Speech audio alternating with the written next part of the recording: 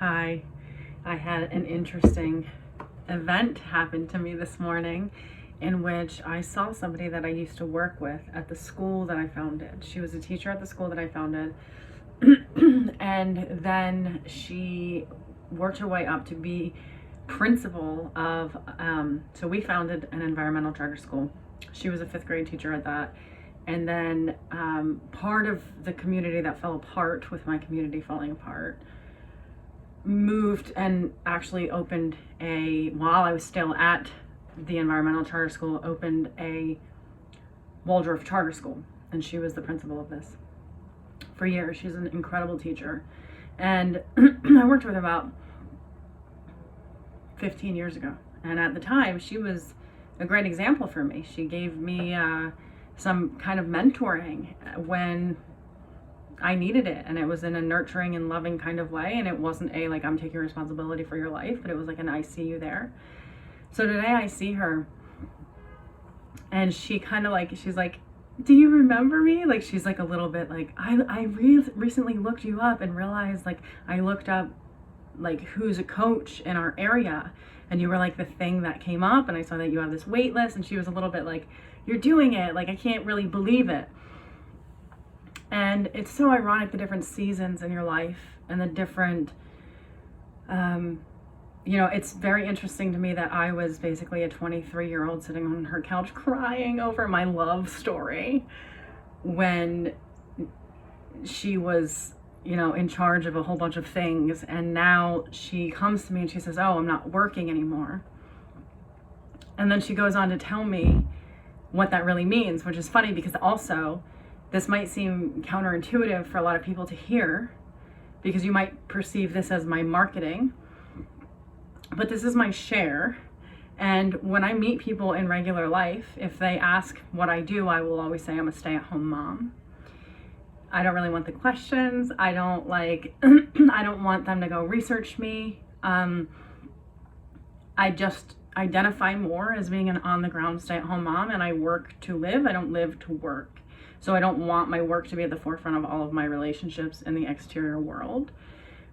So even though it's funny, I'm so committed to the work, it is like my whole life, but not in the way that it grinds, and I have to actually work it with other people in the outer world. So I just say I'm a stay-at-home mom. So she says I'm not working, and then she goes on to say she's just gone through coaching school and she's becoming a death doula, which is so fitting for her. She's so that person. It's so aligned for her, but she was always all of it. She's a true leader. She really is. So she said to me, like, well, do you remember being where I am, where I'm trying to figure out, like, what do I do? Like, how do I, make this a business? She's like, I'm mentoring people. I'm doing the death doula thing, but it kind of is happening, like, by volunteer and just, like, naturally. How do I turn it into something?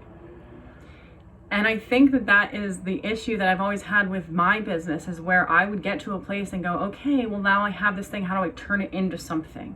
Instead of just recognize that I have this thing. So I work with a lot of people who are very transformed by the work that we do together and want to go out and share it in the world. And they'll become coaches, or they'll say, like, I really want to go to Stacy school. I work with a lot of psychologists who are like, I'm channeling you in my sessions with these clients. And really, they're just talking about the work that I hope to attune them to, or help them gain access to, which is literally their own selves and letting that lead. So this woman asked me, which is just so funny. She said, like, what advice would you give me? Do you remember being where I am? And I said, yeah, I was working with you at the time. I was making shit money. I just kind of went with the flow. So it's so counterintuitive for people who are like, have marketing degrees, have like things in the works that they say, oh, use hashtags, use these things. And they look at me like I'm a unicorn because it's not like freaking mass out there in the world. I'm not like Marie Forleo, but I am me, and I am on the ground, and it is working better than I ever thought it would. And whatever it is, it's almost strange because I work for it, but it works for me, and it's a capital W work. It's not this like grinding work. So my method has always been to share my moments rather than share my message, because the message is in the moments, but a lot of people are using a megaphone to share a message. And it's funny because my message isn't as clear cut and succinct as some people who are like, oh, I have this process, I have this standard. My process is to help people integrate their own process in a way that they don't antagonize themselves while they're in it, so that they can move through their own process. But everybody has a different blueprint, and everybody has a different energetic pattern that needs to be honored. Some people are faster, some people are slower, some people are wired to get things done with movement, some people are wired to get things done with sleep. I mean this, right? Like, everybody has a different way of processing their own energy and their own process, and a big part of the process of life is learning your process and flowing with it instead of trying to create a new process. So my strategy to get to this place where I have a successful business that I make 3 times what I did working there, 40 hours a week, basically, working 2 days a week. And my process, she says, like, well, what should I do? And I said, basically, you're doing it. Like, my process has been to stay in process and not have a strategy. Because what that means to me is that the more self-work I do, the more expanding happens.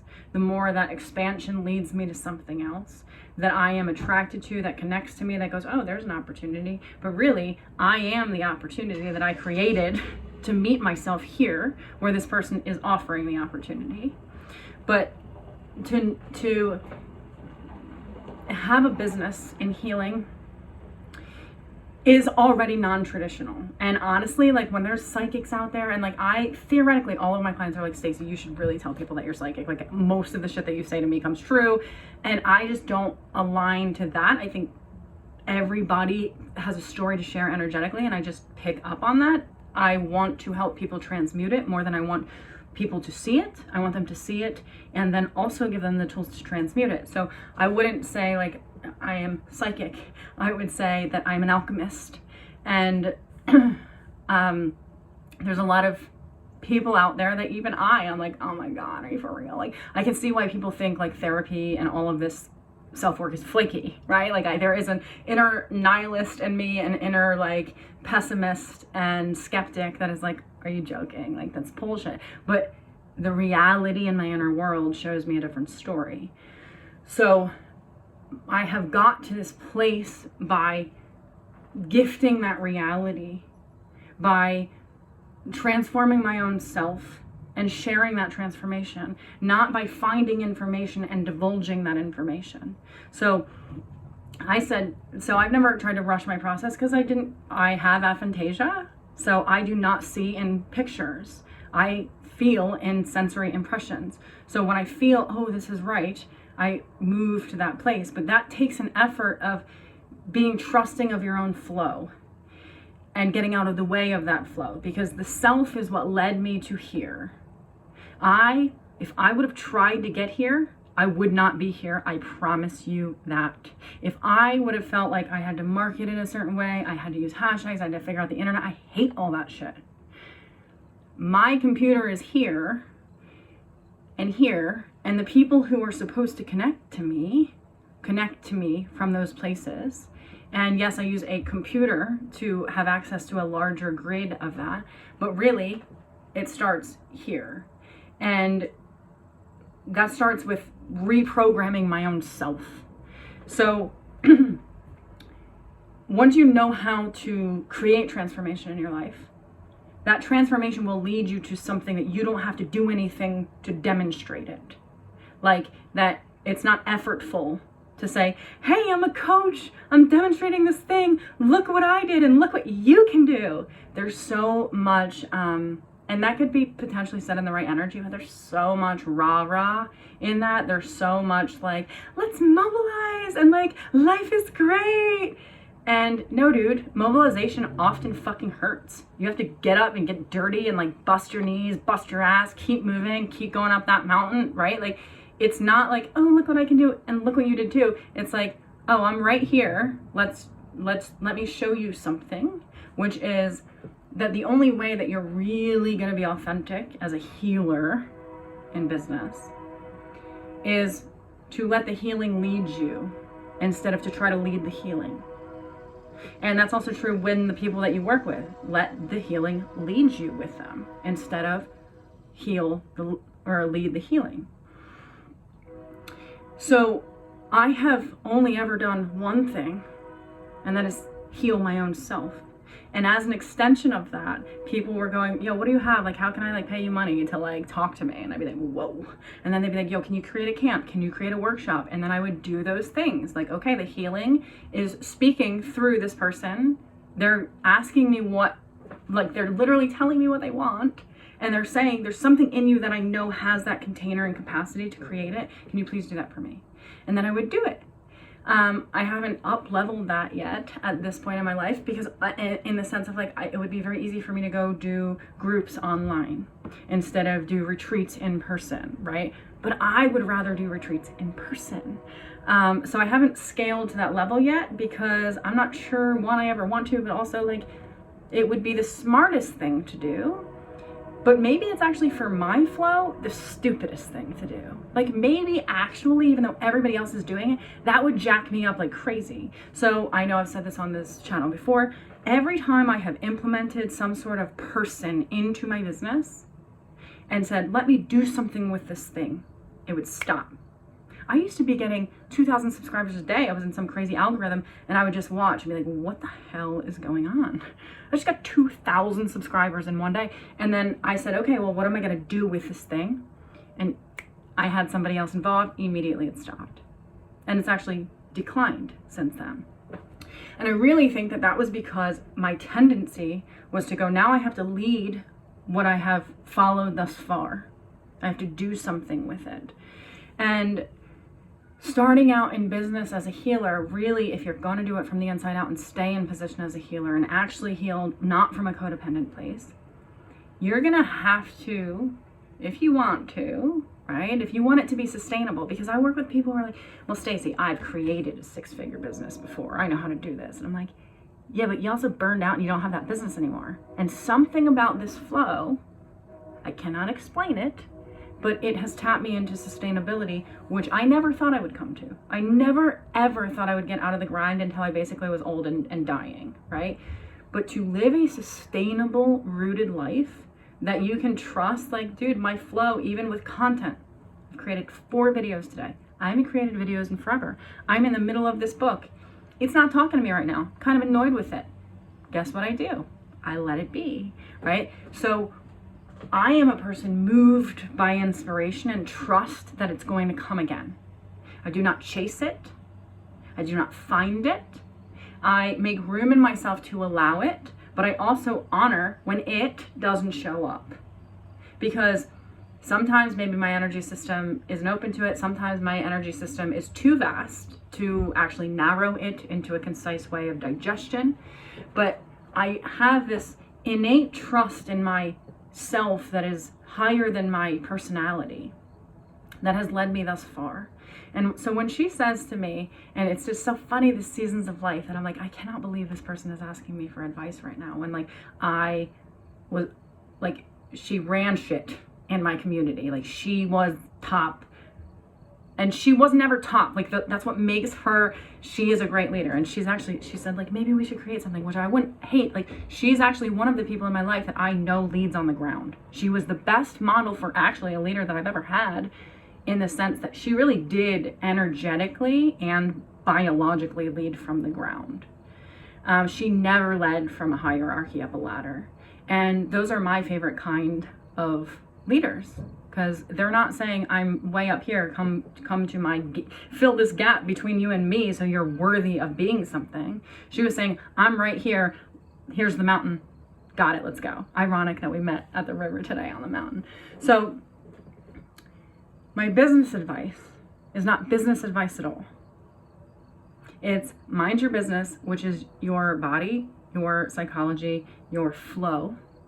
And when you mind your business will show you itself in your mind.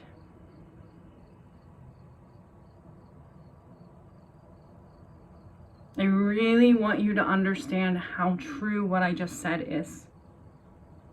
When you do not try, when you are not activating leading out in front of the self, when you are allowing the self to lead, which is ironic because that's the thing. With her specifically, she's been doing it. She's already doing it. She has death doula people that she works with. She's mentoring people. Even though she's doing it for free, she's already in motion. But the tendency is like, oh, let me like flow with this in like a different, like, let me speed this up. Let me make money from this. Let the priority be money or something else instead of let me like assume position and then understand the priority as it's being created within me for the most part. Like my commitment to my work is a personal commitment. It is not a professional commitment, but that personal commitment translates into a professional business, a reality in which works so that I can live my life the way I want to, which is to be a stay-at-home mom. And even though I do a lot of work energetically, I get the foundational on the ground reality that I'm after. So if, you know, dissect your motives. If you're in the healing field to make money, and it's weird because now I can say like when I have enough people on my wait list, I can make money. But that wasn't the way it started. People are like coming out of the gate like, oh, I need to be a coach and charge $300. I'm like, bitch, I literally went to school for 12 years, charged $25 an hour coming out of school for the first like 10 years basically of my life outside of school with almost $100,000 in student loan debt. And I was doing it for free because my commitment was to really, I don't want to say it like this, but like channeling the work within me, that's capital W work within me. And the more I channeled that, the more I could stay in tune with that channel and transmit that to other receivers attuned to that channel. And that's weird to then make it a physical channel on YouTube, right? That's very weird. But my business advice is operate your practice like a practice instead of that expertise. Operate from a place of curiosity instead of information. Operate to understand, not to have people understand. Operate in which your business is something that supports you rather than it's something that you have to support. Oof. Right? Like that's a very big one for me. If I tried to do business and thought I had to support it rather than that my business supported me, I would not be in business. Ugh, I have 4 children. I have like all of these things to take care of in my life. If I looked at my business and thought that I have to support my business, even though I do support my business, but I do it from a place of nurturance instead of that sense of responsibility that's grinding, that's like, oh, I have to like be responsible for this in a way that like nobody wants to be responsible for something because you think like I have to devote all my life and do it differently. I have to know how to use SEO and all that shit. I don't do any of that. And I see people starting out the gate going, okay, now I gotta learn hashtags, I gotta learn all this shit so I can share my transformation. And it's like, dude, share your transformation on the ground, practice your transformation. And that's another thing I said to somebody the other day. It's like, all of my teachers that I have taken their thoughts, received them. I notice this a lot and it actually stresses me out. When a client I'm working with will take the thought she won't take the pill. She'll take it and go, oh yeah, I knew that, but like, she won't ingest the thought, so she can't digest the thought. And then she'll take the thought and run with it and be like, oh, this cliche quote, right? When really, every single person that has helped me along my way has offered me a thought that I have digested and percolated, that expanded a territory of assimilating that thought for me, that created in that expansion my own new thought about it. So, but my truth is I would always lead if there was some direct, like when I talk about Peter Levine, when I talk about anybody, right? Anybody I talk about, if I ever talk about Teal Swan, if I ever talk about something, if there's a direct thing that I learned from that person, I'm always going to tell you who they are. And the reason for that is not even to give them credit. It is, and it's not to outskirt responsibility for the language. If you don't like it, right? It's like, oh, Peter Levine said this, so it must be true. I'm not saying it. No, that's not why I do it. I do it because the source that creates in me, that created something in them for me to be able to even receive it, I want to be tapped into. And I want to honor that in them the way I want it to be honored in me, the way I want to honor myself, to know that that's actually the source I'm after. That new thought, that expansion, that way of being in the world that this other person has gotten to and shared with me. And it's not even that they expanded beyond me and that they're like this. It could be a lopsided expansion in the sense that, like, maybe they're not expanded in this area that I am, but they are over here in this way. And if I can understand their thought and go, oh, interesting, and give it a new kind of territory, we both expand together, strangely. So it is really in the honoring of the source that creates content in these people that I say, hey, I want you to know who this person is so that you can attune to that new thought and let that thought do something in you. And my point in saying all of this is, although I understand it, it takes years to heal. And if you had this like really nice year of transformation, you're coming out of the gate going, oh, I took a year of transformation, my life is great, let me share this with somebody. That's not exactly the place to start a business from, in the sense that you haven't moved that transformation from your head into your heart, into your guts enough to walk it with somebody. You've had it walked with you, but have you walked it with somebody? And usually, you know, as a graduate student, you have to do free internships.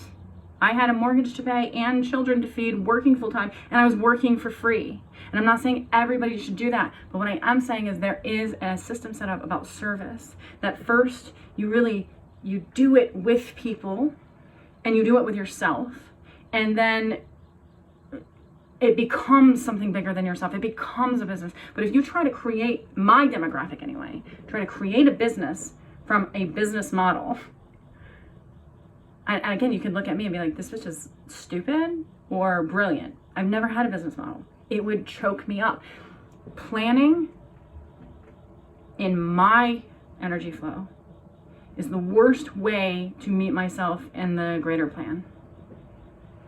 I pick up nuggets when they're dropped. I say, this is what I'm trying to say in my book about this, like about boundaries, is that I am a little bit like a jaguar that I lay around, and what comes onto my territory, I will either go meet if it's trying to piss on my territory, or I will, if I think it's a threat, get up and go kill it, or get up and have sex with it, right? Like, depending on what it is it worth my time to get up, or do I just wag my tail and like swat my paw and go back to sleep? My business has been like that, where I am at rest in my business, and that's the only way that it would ever work for me. And A Course in Miracles teaches that rest is for the living, not the dead. I have more life in my rest because I actually receive life from a place of rest.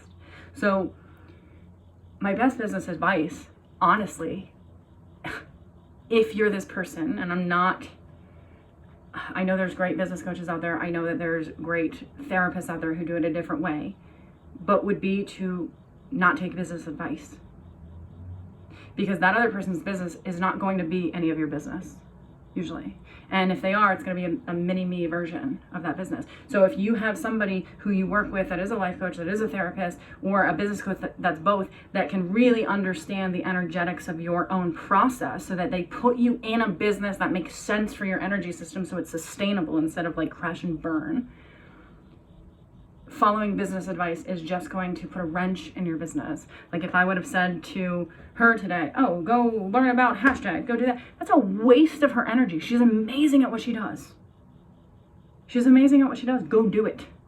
Doing it, being the thing that you want to do in your life, even for free, leads you into it, capital IT, it. And then you just keep following it. right? So if you're struggling in business, going, how do I do this? Share your moments, not your message. Share your truth, not what you think people want to hear. Share from a position of I instead of, oh, let me look behind your eyes and see what you want from me. Because if you do it that way, there's always going to be a gap between you and your business. And my business is just really in my mind. It's cultivating my inner garden and allowing that alchemy of transmutation and my energy to match reality in the outer world when I receive it. When it comes in, I go, oh, I already have a taste for this like new integration of receptivity because I've already softened this area in my inner terrain. So I can receive the good that comes into my life instead of go, what do I have to do with it? Now it came, I have to like figure out what to do with it. It's like, oh, I'm just continuing to digest myself, reality, relationships. I'm just digesting, and when I digest without vomiting and when I keep my energy pure and my insides clean, I can shit out what serves me and take nutrients that don't that my body needs, right? That my body needs, and I'll shit out what doesn't serve me. But that digestion of alchemy is what's going to create your business. Your mind that thinks it has to create a business will get in the way of your true creations. So my best business advice is mind your business and don't try to make a business out of it. Let your business make something out of you. And then all of a sudden you'll be like, whoa, I have this business. Where'd that come from? Seems really counterintuitive, but I trust that there are people here who understand the energetics of what I'm talking about and that need to hear me say, if I would have done anything, if I would have been in a state of doing with my business, I would not be here. All I did was share along the way, and then people would go, oh, you just shared this crazy blog on Facebook, you should get it posted in Elephant Journal. I didn't even know what Elephant Journal was. I'm not like a content ingester, right? And then they made me a columnist at Elephant Journal. That just happened because I shared. I didn't do anything to make that happen. But again, I am the opportunity. I just have to know that I'm the opportunity and theoretically wait for it. Like the jaguar that's like, you know, things are coming on my territory. There's like opportunity to have sex. There's opportunity to kill. There's opportunity to like pal up with somebody. But if it's not in alignment with my sense that I am the opportunity, and it's an opportunity that I think, oh, I need that because somebody else says I should, or I need to learn hashtags, then I'm chasing opportunity instead of resting in the I am that is opportunity. And that, in my opinion, is what creates, I don't even want to say a business, it just creates creation. And that's what a business is. It's a creation out of thin air. That's all it is. It's a creation out of thin air. It's a freaking playground that you create in your mind that you implement in reality. That somehow other people can like, they don't even see the structure of, but they know that they can feel you themselves playing on the playground of it, right? So possibly the worst business advice in the world, and possibly exactly the only business advice that you're ever going to need. Just like me saying, I said, whenever people say, give me unsolicited advice, or give me like advice, I always say, don't take advice from people giving unsolicited advice. Which like right here is me doing it, but there is somebody soliciting this advice out there. I can feel it. But also when I go to baby showers and they have like, what's your tip for the mom? It's like, you can get all the support in the world, but you got to do the inner work to trust yourself instead of take tips from other moms who have a different strategy than you. Like there is no you more than you. But most people try to be something that's not them so that they can fit in to something that's not them, so that they feel something that is them, but it's never going to work that way. So my advice is get into you and let you lead, and then everything follows. And business and healing and practice and opportunity is just inevitable from the following of that which is you, that you have gotten out of the way of and go, okay, lead me. Tell me what to say today, right? Just take me to the place or take me to bed, and I'm going to be okay with that. Instead of, go, oh, you fucking piece of shit, you're a lazy piece of shit. Your process might look like a nap in the day, to have that dream or something, right? Like, if you're a healer, you're always in process.